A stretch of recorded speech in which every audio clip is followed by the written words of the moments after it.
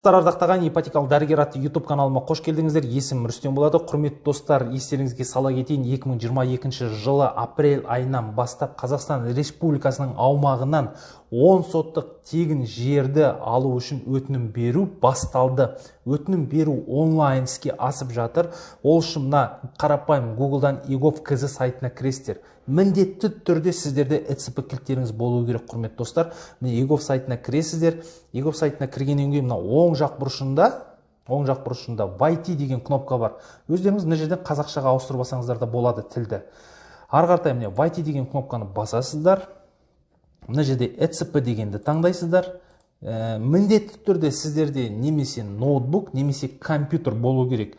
Көптеген азаматтар осы онлайн жер учаскесіне заявка беру үшін 5000 теңге алады екен. Ал мен сіздерге осының барлығын қазір тегін көрсетемін. Сондықтан менің YouTube каналыма жазылуды ұмытпаңыздар. Міндетті түрде осы видеоны барлық ағайын, туған, туыс, дос, жаран Қазақстан Республикасында қандай группалар бар, соның барлығына таратыңыздар. Міне өзіміздің жеке кабинетіне кіріп аламыз. Міне Ермекбаев Рүстем Тұрсынқұлович, мен де қазір өзім сіздерге көрсетіп тұрып, осы 10 сотық жерге өтінім беремін. Себебі менің атымда 10 сотық жер тегін алмаған Қазақстаннан. Енді ары қаратай мына недвижимость деген бөлімге өтеміз. Недвижимость деген бөлімге өткеннен кейін земельные отношения деген бар да, осыған басамыз. Земельные отношения дегенге басқаннан кейін мына жерден мынандай шығады. Ары қаратай міне алдыларыңызда көріп тұрмын, просмотр или постановка на очередь на получение земельного участка под индивидуальное жилищное строительство 10 сотық деп тұр. Көрдіңіздер да? Қазіргі таңда тек қана Алматы қаласы және Алматы аймағында ғана жаңағы пригородный зоналарға өтінім бере алмайсыздар, себебі ол қазіргі таңда жабық тұр, ал басқа Қазақстан Республикасы бойынша өтінім бере аласыздар. Міне жаңағы тетікті басқаннан кейін заказать услугу онлайн дегенді басамыз. Интернеттеріңіз жақсы болу керек, тағы да қайталап айтам, міндетті түрде ноутбук немесе компьютер арқылы бұны істейсіздер. Сотовый телефонмен болмайды. Жаңағы egov приложениесі арқылы да болмайды. Ары қаратай заказать услугу онлайн дегенді басқаннан кейін міне тип заявление деген бар. Енді қараңыздар. Бұрын сіз өтінім беріп қойған болсаңыз, актуализация ранее поданных заявление. Осыны тексеріп алсаңыздар болады, сіздің бұрынғы берген өтініміңіз қандай жаңағы стадияда тұрғанын. Болмаса өзіңіз жаңағы очередке тұрғыңыз келмесе, снять с очереди дегенді бар, соны бассаңыздар болады. Ал постановка на очередь, яғни ешқандай очередке тұрмасаңыз, осыны басасыз. Яғни мен осы жер алу үшін, 10 сотық тегін жер алу үшін очередке тұрамын. Бұл ешкімге ешқандай кедергі жасамайды, құрметті достар. Яғни сіз әкімшілікте үй алу үшін үй кезегінде тұрсаңыз, бұл сізге кедергі болмайды. Жаңағы шаңырақ, бақыт отбасы, нұрлы жер бағдарламасына қатысу үшін ешқандай кедергісі жоқ. Ары қаратай регион таңдайсыздар, өздеріңіз ұнайтын регион. Нұрсұлтан маңы, Алматы жаңағы облысы деген сияқты. Мен өзім Алматы облысынан аламын қазір, сол жақта тұрғым келеді, себебі таулы аймақ, табиғаты да керемет деген сияқты. Кеген районын таңдаймын. Кеген районы Шарын жақта да тұрғым келеді. Негізі Жалаңаш сельский округ таңдаймын. Ары қаратай өзімнің ауылым, туған ауылымнан бір 10 сотық жер алып қойсам қалай қарайсыздар, қарсы емес шығарсыздар. Міне учаскені ағанасы деп таңдаймын, сохранить дегенді басамын. Ары қаратай мен мына жерде өзімнің келісімін беремін. Яғни бұрын мен Қазақстан Республикасынан тегін жер алған жоқпын деп беремін.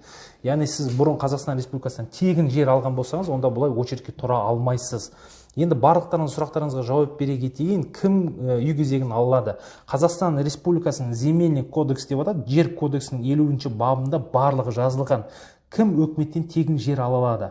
Олар Қазақстан Республикасының азаматы, жасы 18-ден асқан болуы керек. Сонымен қатар сіз ең бірінші Қазақстан Республикасынан тегін жер алмаған болсаңыз, міндетті түрде осыған очередке тұра аласыз, тегін жер алуға.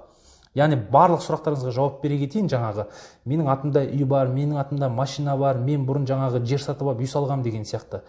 Бірден мынаны ұғып алыңыздар. Қазақстан Республикасынан 10 сотық жерді тегін алмаған болсаңыз, яғни сізге тегін жер беріледі деген сөз. Бірақ сіз бірден өтініш бере салып, ертең тегін жер алам деген әңгіме емес. 10 жылдап, 15 жылдап үй кезегінде, очередь жер кезегінде тұрғандар бар. Олардың сұрағына былай жауап берейін. Бұрын жерге очередке тұру үшін сіз жергілікті әкімшілікке барып, қағазбен өтініш жасатын болғансыз. Енді сіз сол әкімшілікке барып, өзіңіздің қандай кезекте тұрғаныңызды біле аласыз. Не себепті сіздің очередіңіз жылжымай тұр, оны да білгеніңіз жөн. Ары қаратай, міне подписать ECP деген кілтті таңдайсыздар да, ECP кілттеріңізбен қол қоясыздар. Жерге очередь қалай жылжиды? Яғни, мысалы, сіз бір белгілі ауданды, районды таңдадыңыз да, сол жерге үкімет тарапынан свет, су, жаңағы газ болса газы бар, жол, жаңа коммуникация барлығы жасалғаннан кейін ары қаратай сіздерге үлестіріле бастайды. Сіз тек қана бір-ақ рет ғана жаңағы жерге очередьке тұра алмайсыз. Өтінім беруге болмайды деген қағида жоқ. Бірнеше рет өтінім берсеңіз де болады. Қазақстан Республикасы бойынша. Мен қазір мысалы Алматы облысына бердім ғой. Енді қазір тағы да Астана облысына берсем де болады, Нұр-Сұлтанға берсем де болады, Шымкентте тұрғым келеді деп берсем де болады. Яғни Қазақстанда қанша облыс бар, соның барлығына бере берсем болады.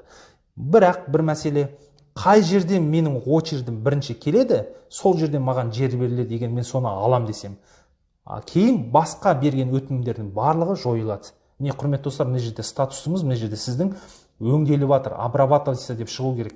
Егер қандай да бір техническая ошибка деп шықсақ, қайтадан бәрін басынан бастау керек.